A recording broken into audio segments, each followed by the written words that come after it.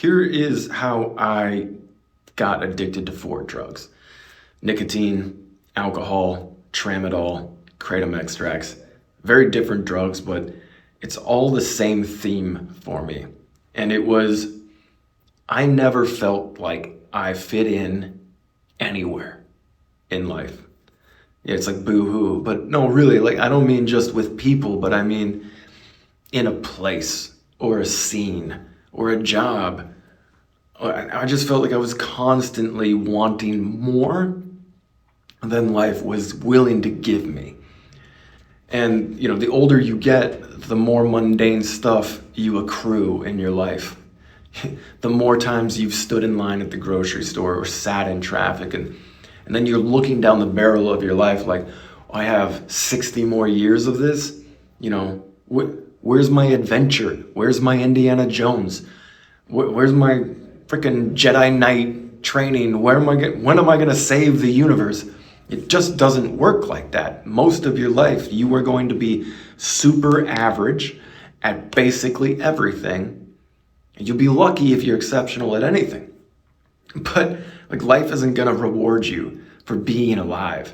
And I just, substances like cigarettes or alcohol or tramadol or kratom extracts gave me the briefest escape from constantly punishing myself on an existential level.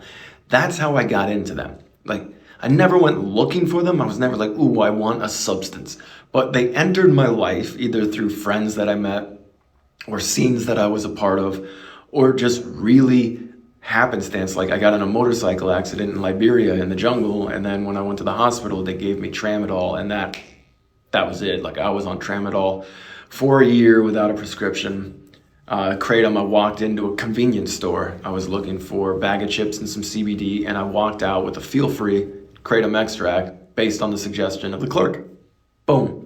A year of my life dedicated to kratom extracts.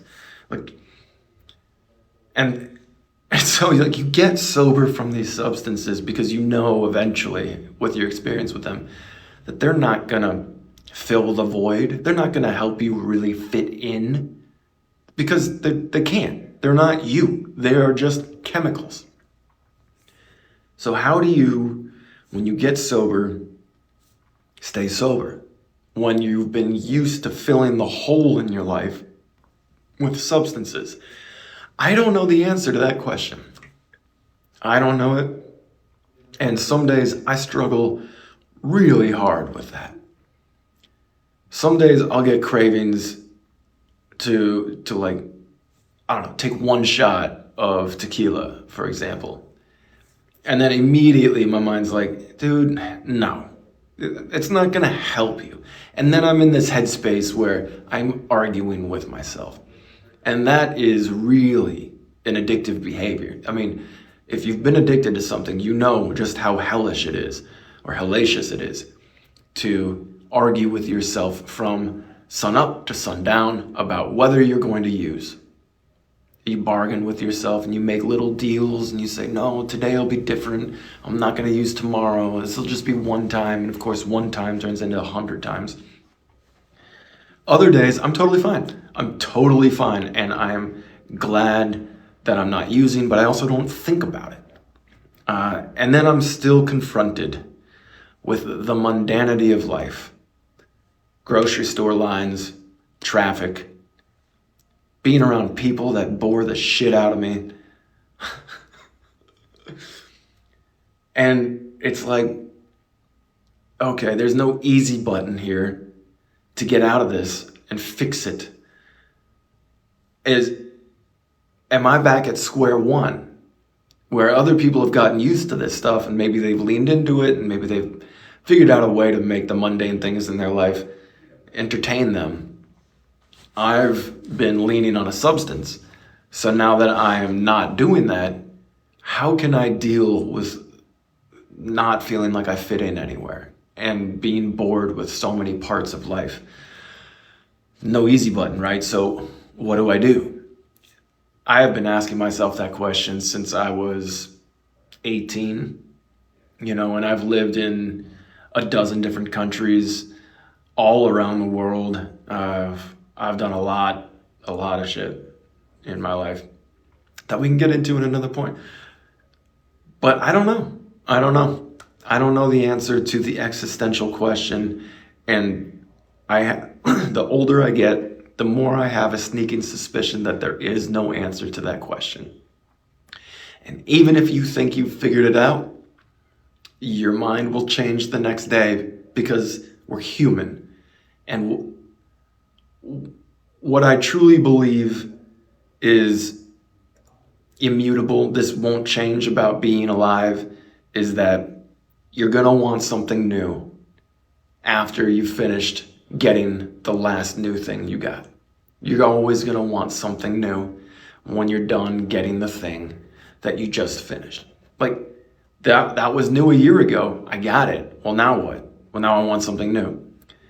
That's a hamster wheel, man. Getting out of that hamster wheel, we can get into Eastern philosophy. They focused on that. There's a lot of wisdom there. There's a lot of philosophical thought about this stuff. It's also the thing that unites us. I don't know many people who are completely satisfied on a day-to-day basis with the thoughts that they have. For me, when I wake up, my thoughts chase me out of bed. They chase me everywhere I go. And I'm constantly reevaluating and judging everything I'm doing. It's torture, man. Like, no wonder I got addicted to substances. So how do I stop that? I really think that there is no "this is how you stop it" answer. You die. That's how you stop it. Or, and this might be the closest thing to an answer, you start trying to do things for others or something else rather than for yourself. You try to solve problems that affect beyond you. That isn't going to fill the hole, but it is going to give a lot of meaning to your life. I know that if I had stayed in chemical engineering or international development, where I was going to meetings, listening to people talk in circles, when I could be out living my life, I would be sad. Quick Kit has given me the opportunity to fully lean into helping other people. And that has given a lot of meaning to my life. Is Quick Kit perfect? No. Am I perfect? No. Do I know where Quick Kit is going? No, I have no idea. But for the past year, being able to help people and seeing messages come in that this thing I made to help myself quit my kratom addiction has helped them quit their addiction, this is stuff that I will take to the grave.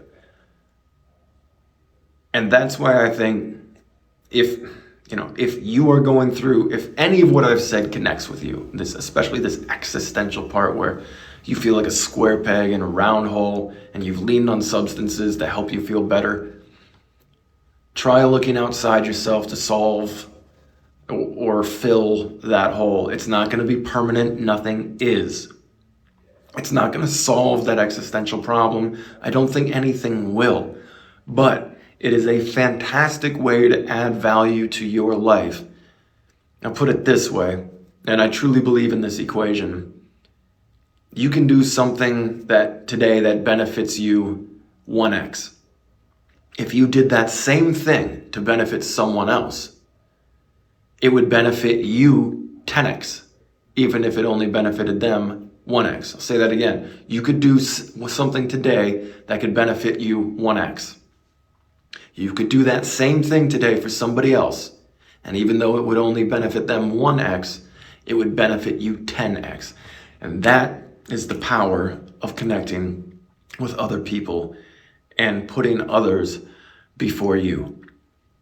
You give love, you get it back 10 times.